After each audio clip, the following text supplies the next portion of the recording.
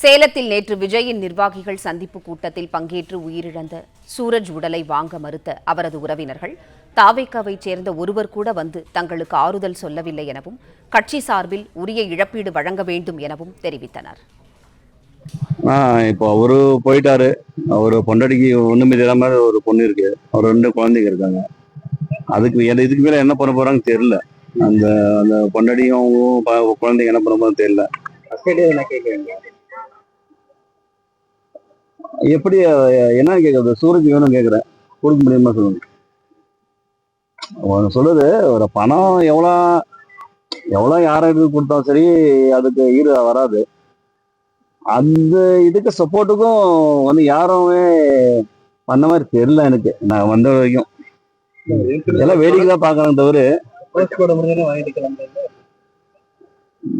இல்ல போஸ்ட்மார்ட்டம் முடிச்சு கிளம்பாம இல்ல. இது ஒரு வீடியோ கிடைக்கும். ஏன்னா ஒரு உயிருக்கு ஒரு மதிப்புனா ஒரு பணமா எதிர்பார்க்கல.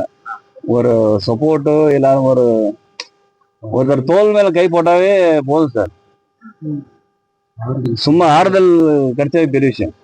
பிளே ஸ்டோர் மற்றும் ஆப் ஸ்டோரில் இருந்து பாலிமர் செயலியை QR கோடு மூலம் பதிவிறக்கம் செய்யுங்கள். செய்திகளை உடனுக்குடன் பெறுங்கள்.